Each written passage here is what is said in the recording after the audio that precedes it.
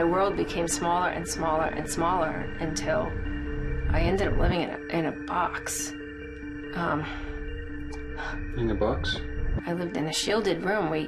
The same person that was helping us to shield found the right material to hold back the particular frequency that was coming in and burning my skin, and we built a room. You could not see through it.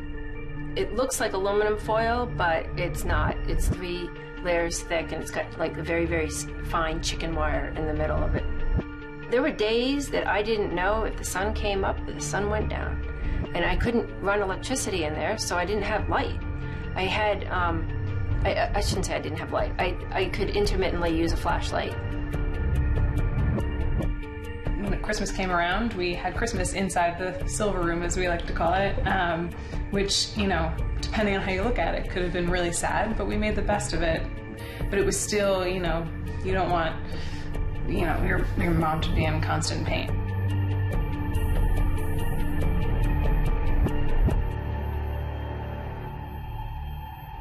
Having Christmas in here meant a lot to all of us, because there were so many events, so many school events, so many things that my wife could not do. She even missed our daughter's graduation from college. It was 3-4 hours away. She couldn't take the drive, and she couldn't stay overnight. Living in a shielded room or living in her car during the day somewhere in the neighborhood where it's safe. And, you know, it's the kind of thing you don't really tell people because, 1, they'll think you're crazy. 2, they definitely won't understand. And it's, why bother? So for the last, how many years has it been? I think for the last, 4 years now, I spent a minimum of $10,000 each year. In a couple of years, I spent $20,000 just in going from one practitioner to another, and supplements and treatments. So it's like most of my savings has been put toward trying to figure out what was wrong with me and gain my health back. PD Theater Company, this is Ezekiel. 1,861. 1,610. 1,600. You don't look so good. You know, I see more and more people who are sick from electromagnetic pollution. Do you know what I mean? Take a seat.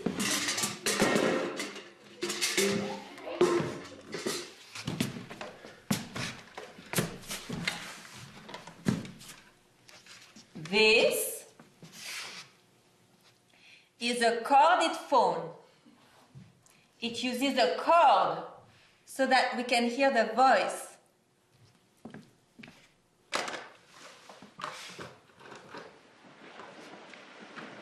This is a cordless phone. It uses waves that we can't see so that we can hear the voice. And if we would see those waves, we would see something like this.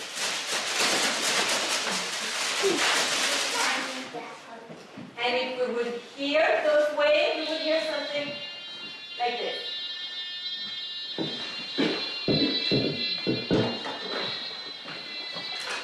And many machines are using waves. There's Wi-Fi.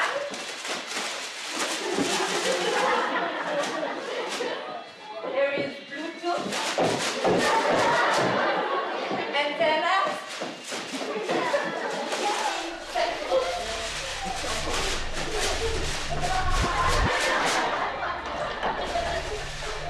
And those waves disturb the body.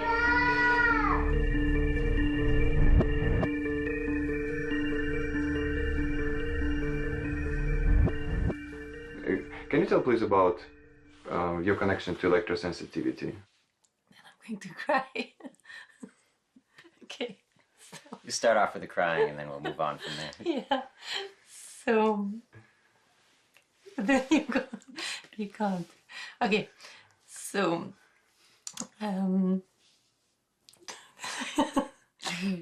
Gorliev became electrosensitive in I think it was 2010. We didn't figure that out until, you know, what was ailing her until 2012 or so.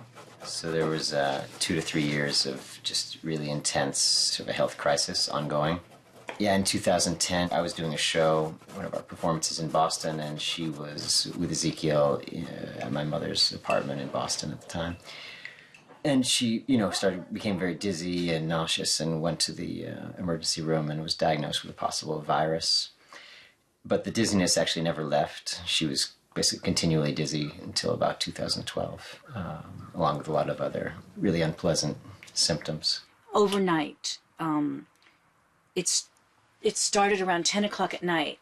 It was just like a bam. Everything felt here in my solar plexus, my stomach, as if everything just got stuck and stopped. And it was this strange, metallic, poisonous taste, not only in my mouth, but it was in my whole body. And at the time, I had no idea what that was, but it's the same sensation I get now when I'm in really strong Wi-Fi, which is almost everywhere now in the world. But some places are worse than others. When I'm in a crowd of people that are using a lot of cell phones or Wi-Fi, it gets much more intense. So it's the same feeling. You feel pins and needles in your head, a metallic bar in the forehead, and it's a kind of nausea that you can't describe. It's not the kind of nausea I used to feel when I was well, like if I got sick from food or the flu or something. It's a kind of poisonous nausea that's impossible to describe, and it'd feel like throwing up or going to the bathroom, but nothing would come out. It felt like my body's detoxification mechanisms just shut down, and as if this poison got inside me that could never come out. When I'm around wireless, I feel prickly all over my skin. My skin gets prickly. Prickly sounds like a cute word, prickle, tickle. No, it's really quite painful. All of these simple symptoms are painful. When I'm around a very strong magnetic field, oh my God, I feel it in my head. It's like a real hard pressure. When I'm around dirty electricity, my skin burns. It's like this burning. It's like it's being cooked. It really feels like it's burning.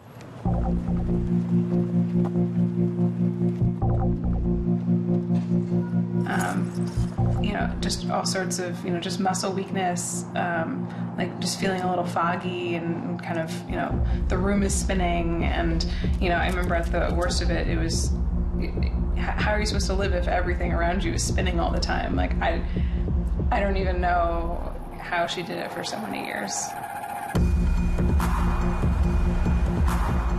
We were out one time. My brother was getting his Eagle Scout award, and so we went out, and someone was texting someone behind her, and she knew exactly what was happening based on where it was. Well, there are a variety of studies that have been done, and it's worth sort of looking back at them. During the Cold War days, when radar was just beginning to be used, there were a number of reports that have been published where military people involved in radar work got in the radar beam and got an excessive exposure. And there's some 10 or 12 reports of individuals perfectly healthy before that sudden exposure. After that exposure, suffered from constant headaches, from photophobia. They couldn't stand to be in the presence of light. They felt their brain wasn't working right. It's classic electrohypersensitivity. Some people say some people are genetically predisposed to be more sensitive to toxins.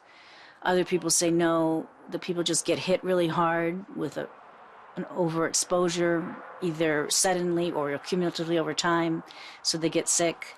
So I guess the verdict is still out on that one. But a lot of the people that do have this have a certain gene. It means they're slow detoxifiers, so they don't detoxify things as quickly as other people. Electromagnetic fields are a natural part of the environment. We've all grown and evolved within the Earth's natural protective cradle of electromagnetic fields. 10 hertz frequency pulsations emanate from the core of the Earth constantly. That's right where human conscious thought occurs. We're in tremendous harmony, as are all species, with background electromagnetic fields. What we've done with technology is introduce signaling characteristics that don't exist in nature, power density exposures that do not exist naturally at the surface of the Earth, signaling characteristics like sawtooth and sine wave and other forms of pulsations that do not exist in nature. There's no corollary in biology that understands how to interpret this or adjust to this. See, they used to think that non-ionizing radiation is safe. So that's why some of our safety standards are based only on thermal heating, right? But there's so much science now, it's something over 10,000 studies by now, showing that non-ionizing radiation, it has bioeffects on plants, animals, people.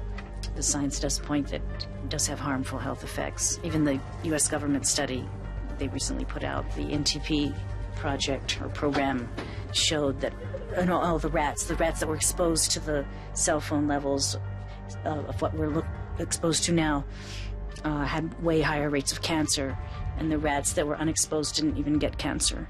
That study, which was a 14-year study, corroborated a lot of the epidemiology studies that have been done on humans. So there were some people that had been really skeptical up until that point, till they saw that study. They said it's really hard to deny that it's a definite cancer risk at this point. So, and of course, the World Health Organization had said it was a class 2B carcinogen back in 2011, meaning like lead and asbestos. But a lot of scientists are showing that it's actually a much more serious cancer risk than even what the World Health Organization had said. My name is Michael Holstein, and I'm the business manager for the Green Bank Observatory here in Green Bank, West Virginia. I'm here because the Green Bank Observatory is a facility to study radio waves from space. But because those radio waves are so weak, and we're talking about, as a comparison, the energy given off by a single snowflake hitting the ground is much more powerful than the radio wave that the astronomer is trying to receive. So Green Bank, the observatory is here in this very rural area, in a very rural county within the state of West Virginia called Pocahontas County, because there wasn't a lot of people here. There wasn't a lot of man-made interference. In 1958, the federal government created the National Radio Quiet Zone. It's the only one like it in the world. But it protects us against fixed-base licensed transmitters, so things like radio towers or TV towers or radar installations that broadcast. And of course, in the 50s, when they were created, there wasn't a lot out there. But in the last 15, 20 years, wireless technology has just simply exploded.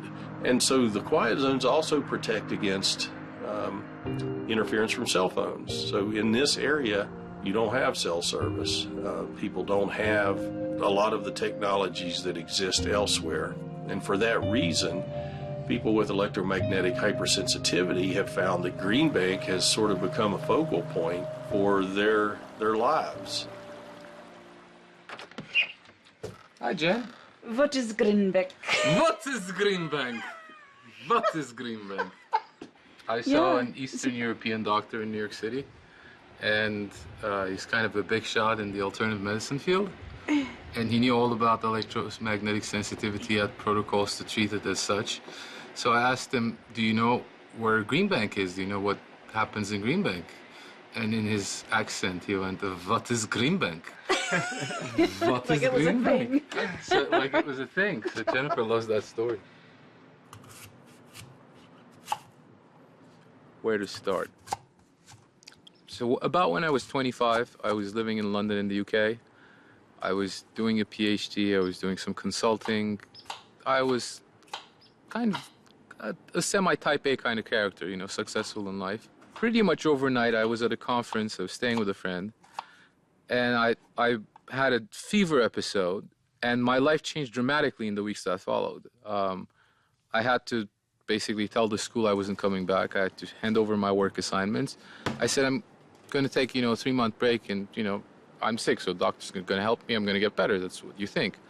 We did a bunch of tests, nothing really extremely out of range. I had a thyroid issue. The doctor said, take this medication, 6 weeks later, you'll be fine. 6 weeks, 6 months went by, nothing happened. Kept going from doctor to doctor to doctor. I had extreme fatigue. I could hardly get out of bed. I was unable to leave the house.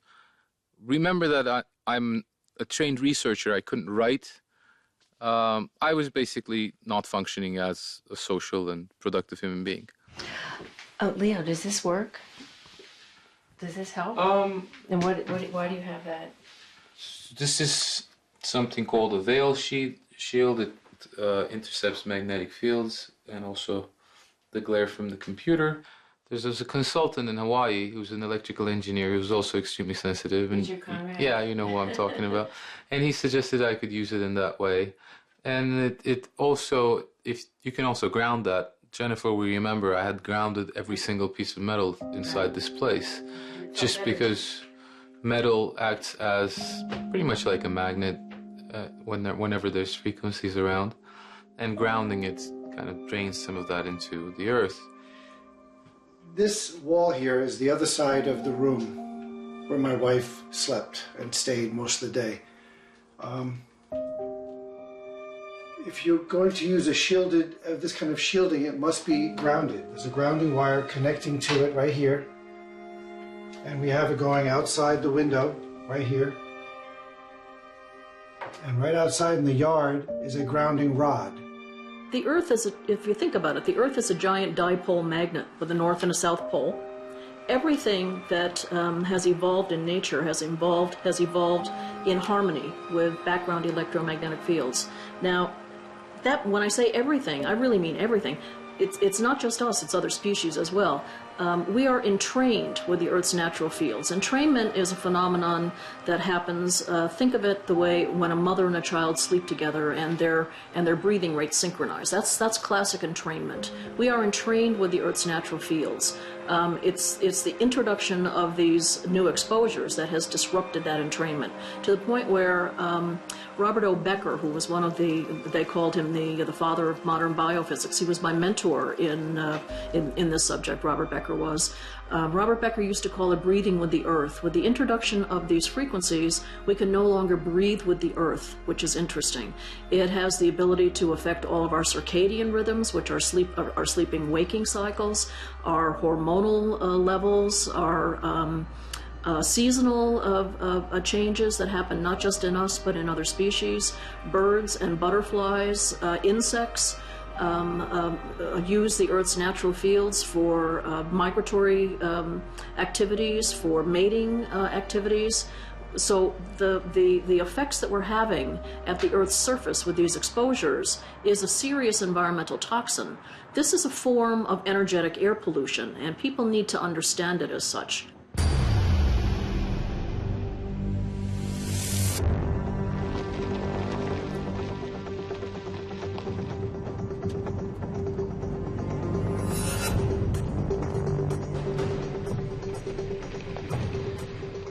Already here? Yeah, so this is my spot. This is where I come to recoup. Sometimes I come for 48 hours straight. And when I'm here, I feel the same way I used to feel in the 70s and 80s. I feel completely normal. Every single symptom is completely gone. But you'd be surprised how many forests are no longer refuge. And it is affecting the trees. There's a lot of documentation on that. And when I'm walking in those forests, there's absolutely no relief at all. It's worse than parts of New York City. For example, I went to a beautiful, beautiful state park in Florida. And the town was quite good, you know, in terms of EMR, meaning electromagnetic radiation. But the park, I was just dying. Torturous pins and needles going into your head and your body. So as I was leaving, I didn't stay long. It was a beautiful park. I asked the ranger, or the lady at the, center, I said, do you by any chance have Wi-Fi here? And she said, oh, no, we have a Zigbee wireless system, for tracking everything. And I said, oh, thank you. It feels so good. I can't put into words how it feels, but it just feels like, yes, this is how it should be. It's as if my body knows. This is how it should be. And it's been like this for thousands of years.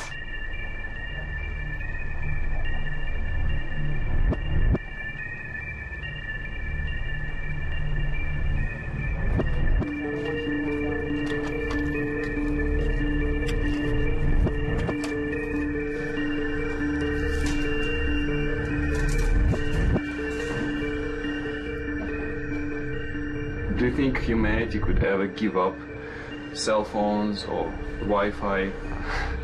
I know it's so easy to get used to comfort because it is comfortable, right? So, but to give it up. That's an extremely interesting question, an interesting concept, because, and I'll go back 15 years. 15 years ago, we wouldn't even be having that discussion because it didn't exist, and no one knew that they were missing out on anything. The extremely quick influx of wireless devices into people's lives has almost just taken over. It is a convenience. That's what it is, a comfort, a convenience. And it's interesting to watch people from outside of this area come into the area for even a short period of time and feel the burden of constant connectivity being relieved from them. They enjoy the fact that they're not constantly being pinged by their cell phone, or their email or Facebook or whatever it might be. We don't have that issue here. I haven't spent the last 15 years being addicted to it and then having to withdraw from it. I just don't have it. And generally find it quite rude when I go elsewhere and people are constantly on that instead of interacting socially. This is a RF meter. This will pick up radio frequency, microwave. So I wanted to show you that the background level here is 3.6 millivolts per meter. Just to give you an example, most suburban areas probably have a background level of about 400, maybe in certain hotspots you could be several thousand. The background level of certain kiosks that are going up in Manhattan, there's 7,500 wireless kiosks that are being positioned throughout the 5 boroughs, and the background level right now is 20,000 microwatts.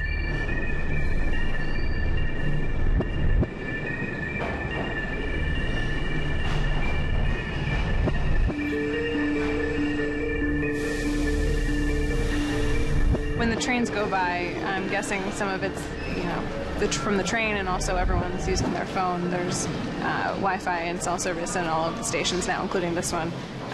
So it jumps up to 600. I saw 1,000. Keeps jumping around when the subway comes by.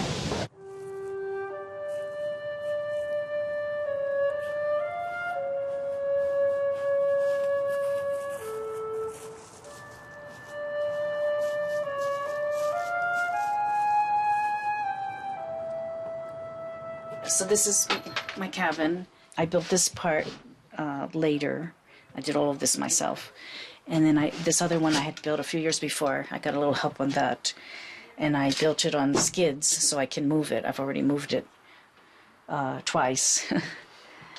And this is my little wood stove and a bed.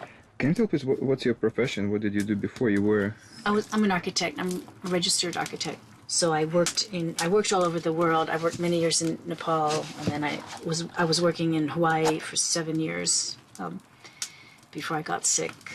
And in the middle of it, my husband and I went to Nepal, thinking maybe we'll get a better doctor there who can still diagnose, because where I was in the States, they just did all these tests, but no one could diagnose. So we went there, but of course they had cell phones already there too. Of course, I didn't know at the time what was going on. But I remember, being on a cordless phone once and saying, gee, my symptoms are getting worse. Could this have something to do with the phone? And I remember thinking, oh, Jennifer, that's insanity. This, electricity cannot make you sick. But I kept noticing I couldn't be on the computer anymore. I couldn't watch television. I couldn't do a lot of electronic things. But there were so many things I couldn't do. I didn't realize it was how related to the EMFs this all really was. It slowly started to hit me because I realized that when I'd have these, I'd call them attacks. They were like physical attacks. And later I realized that these were times when people were probably turning on their cell phones and when the Wi-Fi was upping.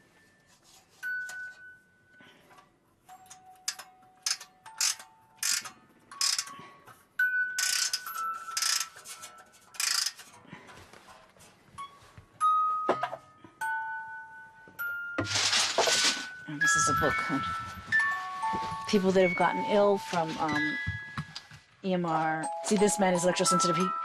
He made his own cord for the phone.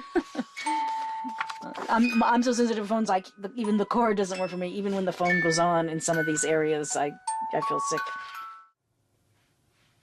You know, Catherine, I remember it was Laura's birthday. Yes. And then perhaps come over to your house. When is a good time? This is measuring the phone, and this is connected to the phone. So you can see any copper wire, this would be wire inside. This is the same phone line that goes all the way down the poles, comes into the house. It's an analog landline phone, but it's still too hard for someone with electrosensitivity. We have to make modifications. Here, you'll get the magnetic field. Now, on this side, it stops. Why does it stop? Because there's no wire in here. This is an air tube. All it is a tube. The reason I have a pen attached is because I was holding this, and I was going, my fingers would start to tingle and get numb because of that magnetic field. So I just happened to use a plastic pen. And then here's the air tube, and I have no magnetic field.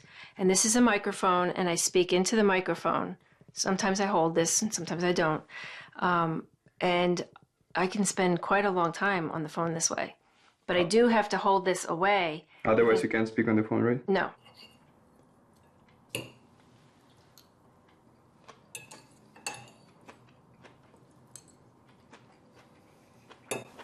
Sue eats alone a lot. I eat alone.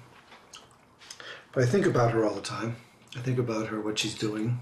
If she's not home, I'm glad, because that means she's hopefully with some other people, doing something, having some fun.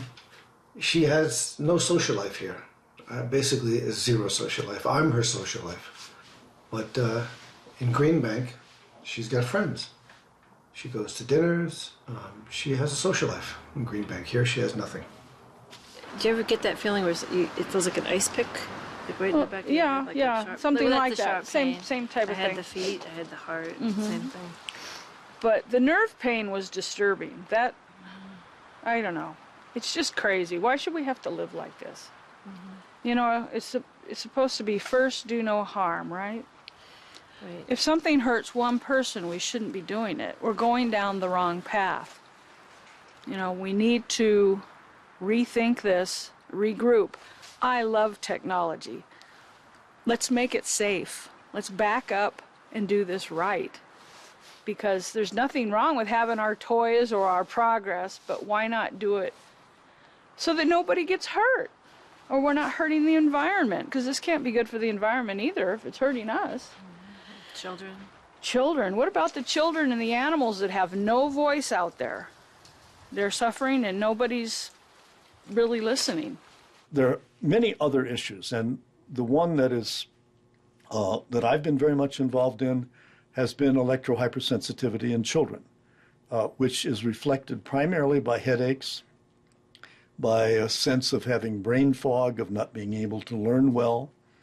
I'm presently involved in a legal case in Massachusetts of a 9-year-old child whose school refused to provide him with a room that was free of Wi-Fi, when he's present for several hours in rooms that have multiple routers and multiple wireless laptops.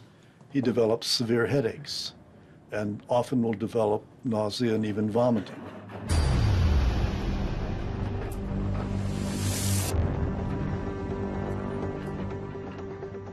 So when folks try to figure out what Wi-Fi looks like at school, most schools now have wireless access points that are connected to their routers, and they're put in either every classroom. Some classrooms have more than one, some do them in the hallways, but they continually emit a microwave radiation signal broadcasting their address.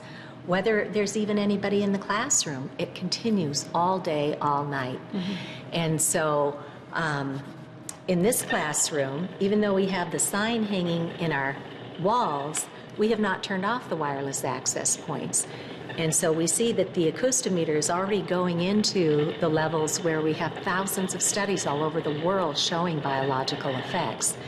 And that wireless access point up there just continues all day with our students in the schools.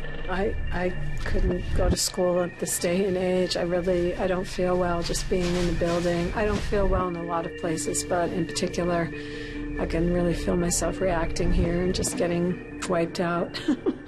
I just saw a sign on one of the classrooms that said, nut allergy zone, no nuts. And it's sort of like this EHS issue has the potential to become very similar. Right. But we can create white zones. We can create clear spaces where people who are sensitive don't get exposed. But we should really, as our world experts advise us to do, try and turn it off, because even if you don't feel it today, that cumulative effect on our system over the years can help you to develop things like Alzheimer's and autism coming onto the spectrum a little later in life. It could lead to heart problems. It could lead to brain cancers. These don't happen overnight, but on a continual deterioration of our system. And without the ability for our bodies to clear out those toxins every night, if we have Wi-Fi on at home, it impairs our body's ability to release melatonin to go in and clean up the damage from the day. And day after day, if we're sleeping with this light energy form on that is microwave radiation, our bodies simply can't catch up.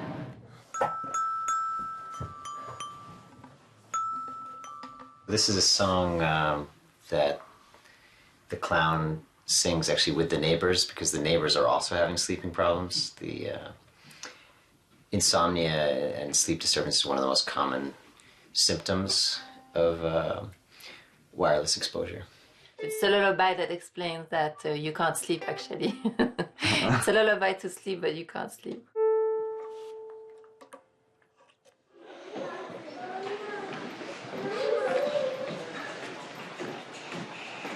Yes.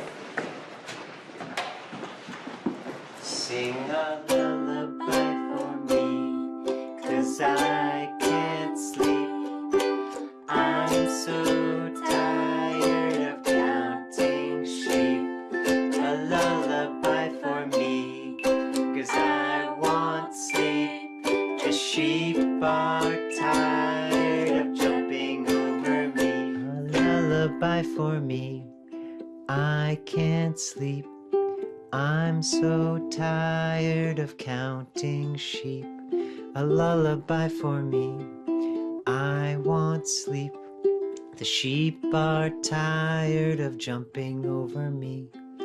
It would be so sweet if I could just fall asleep. I'd have a beautiful dream. Sing a lullaby for me.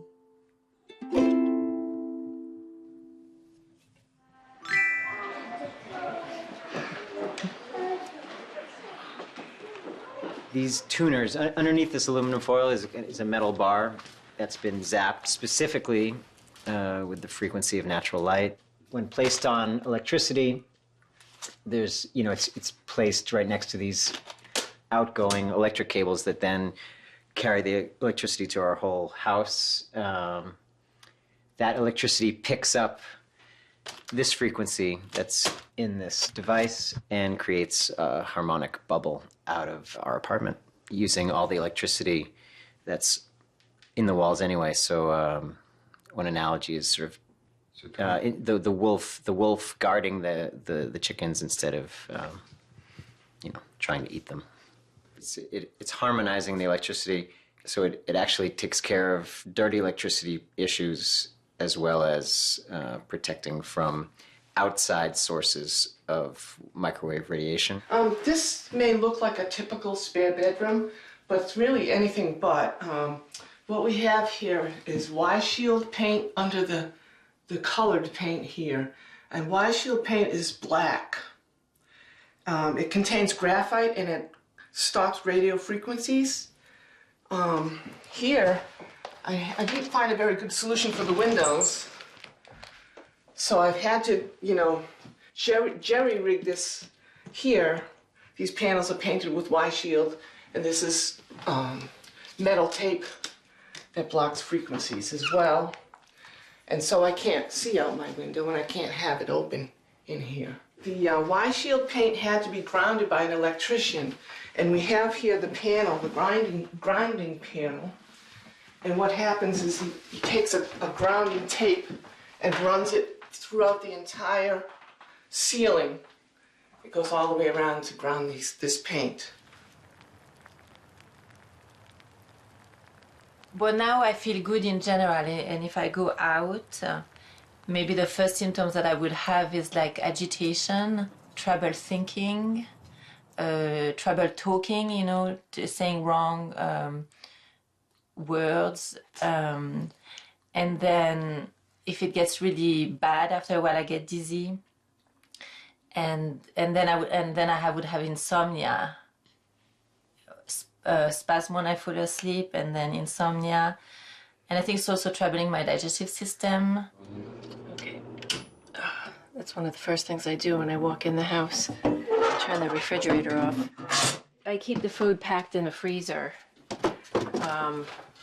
with some gallons of water that will freeze.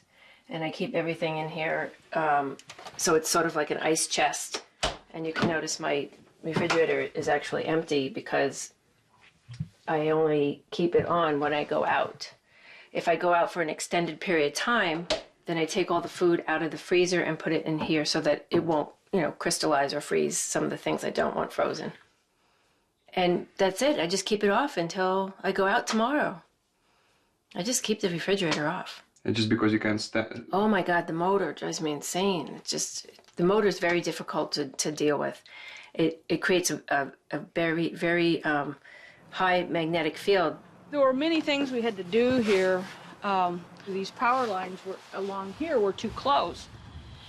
And so I had to have them put underground. I had to have it trenched and put underground. And the wires you see here, those are just the phone and the fiber optics. So the power lines aren't close to the house any longer, and also the power lines that come to the house are underground.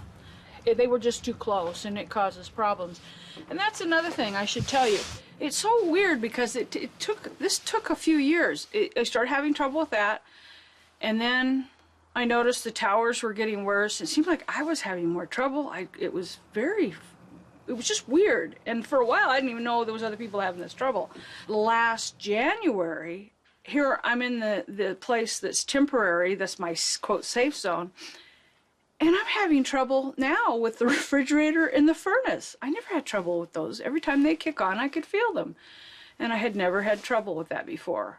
So it's like it snowballs. It's like your cup fills, and then you start having trouble with everything. So I thought, my gosh, what am I going to do now? So I knew once I got here, because this came with an electric furnace. I thought, I'm not going to be able to use that. It'll fry me.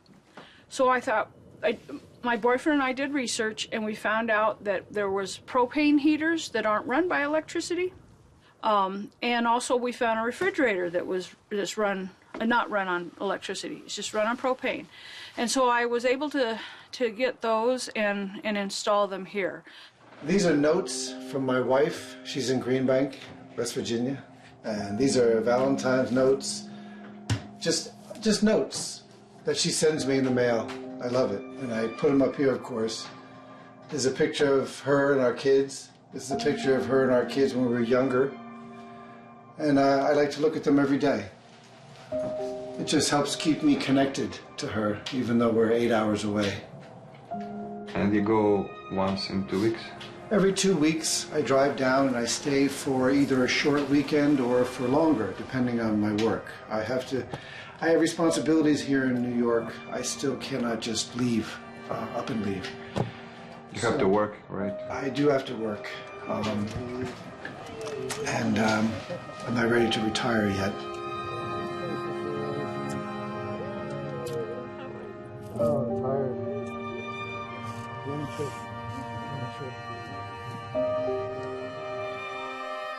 No, I won't be going back to South Carolina anytime soon. I do travel there every month to see my daughter. She's 14, so growing up fast. And of course she uses all these devices and thinks they're wonderful. Do you explain her? Does she listen?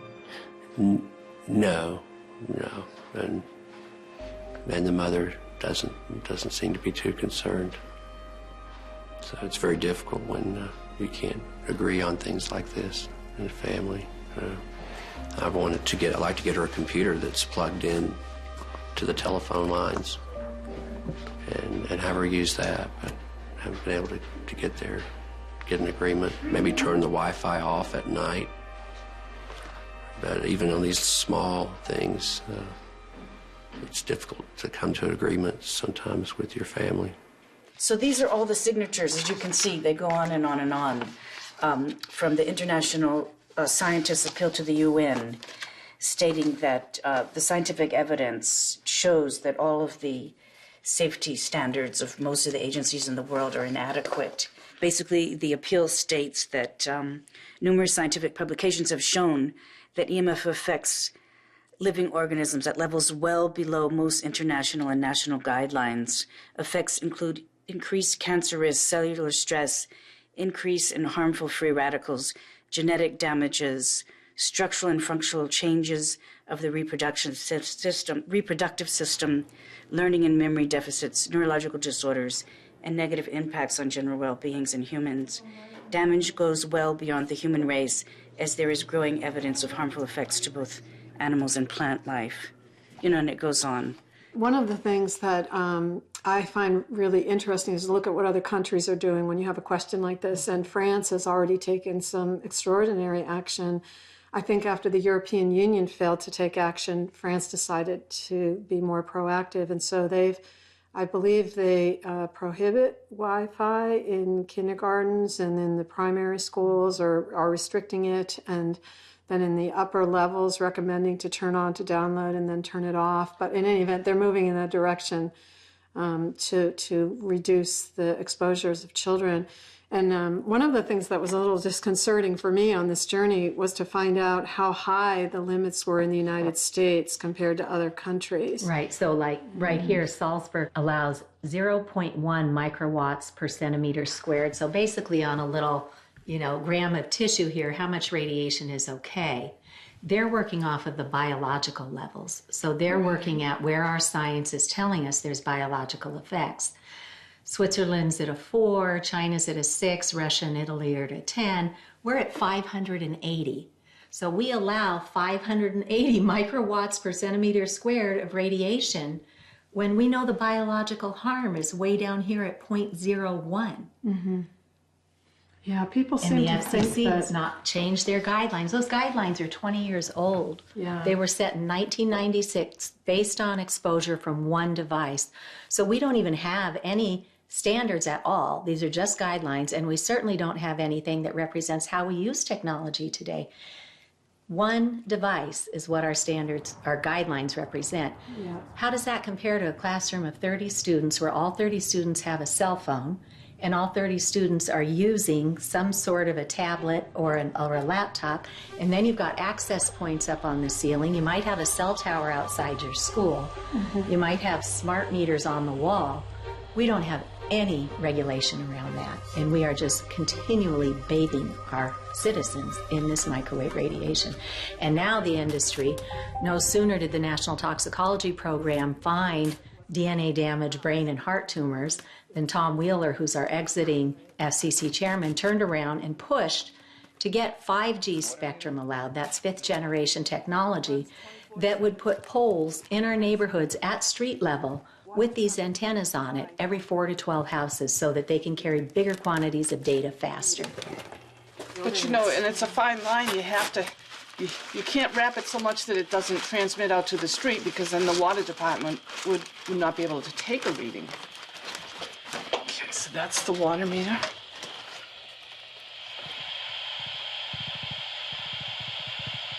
I can see your hand shaking a little bit. Is it bothering you holding it? Are you getting an electric field? Well, if it's bothering you to hold it, I would let it go, yeah, because you're right near the fuse box too, so you've got the other field. But the problem, one of the problems is that this could be outside a child's bedroom. It could be at the headboard of somebody's bed, and it's just sort of indiscriminate where these are.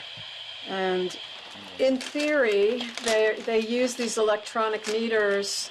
They can detect leaks as well as use them for billing purposes, so that's one of the reasons why they want it transmitting all the time. But I know someone in this town who had a water dam, and she had a crew come, and they left the hose on, and it flooded her basement, and she never got any notification from the city that there was unusual water use going on in the house. So, you know, there's a sense that maybe a lot of this technology is going in, even all the systems aren't in place yet. It's also not being monitored for any adverse impacts. It's an overuse of technology. Just because you can do something doesn't mean you should. I mean, this could be a mechanical meter.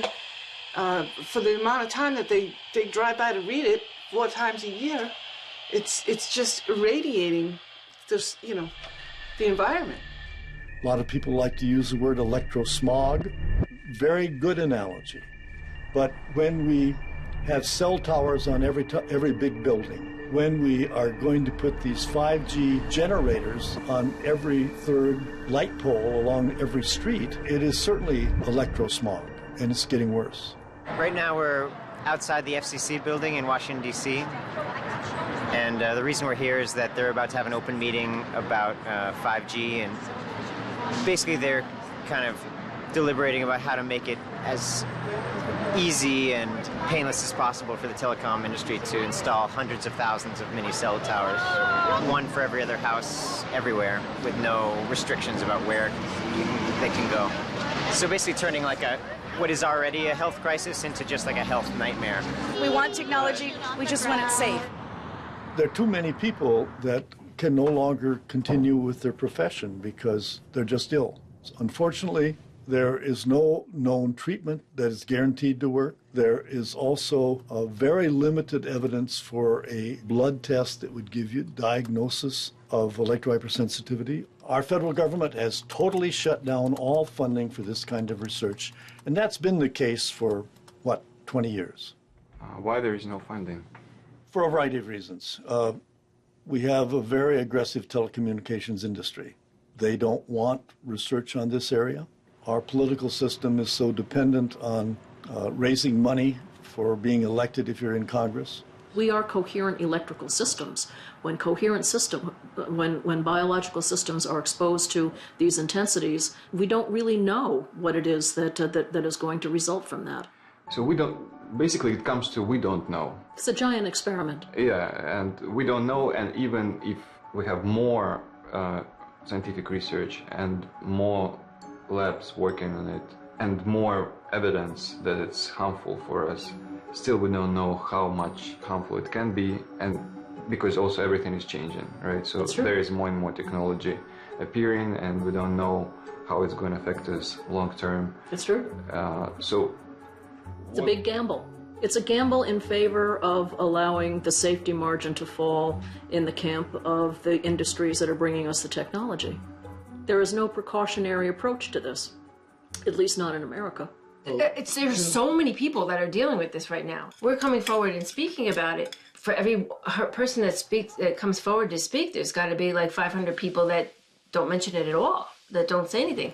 Even young people. You can imagine being, let's say, 35, and you have a career, and your career involves using your iPhone and your computer and things like that, being in an office. And perhaps you start getting headaches, you start getting fatigue. What do you want to believe that you're going to have to stop doing all this? I mean, how do you live? I mean, it must be frightening. It must be frightening. Well, that's what even my daughter said to me. She goes, "Mom, what do you think what am I supposed to do? Pack up and move to West Virginia?" Right. And it just stopped me in my tracks, and I was like, "No, absolutely not." Right. To good health and a safe environment. This is Yes. Here. I'll do that. Clink. Thank you. say, who knows how long I've loved you. Like the JFK of Turkey. You know I love you still. Will I wait a lonely lifetime? If you want me to, I will.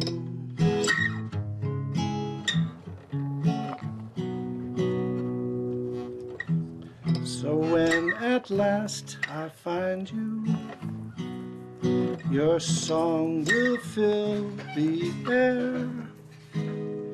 Sing it loud so I can hear you.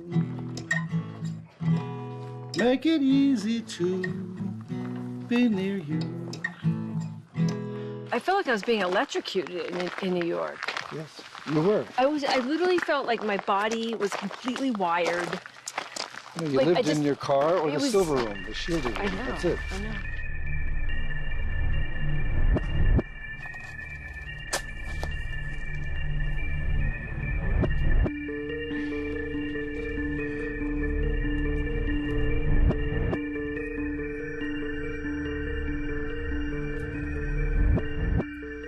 Oh yeah, that's another thing. According to the rat studies, they exposed the rats. In 3 generations, there was total sterility. So some scientists, like Ole Johansson, say if we keep exposing ourselves to these levels, there could be total sterility in humans in 5 generations. So if that's true, we can just all go out like...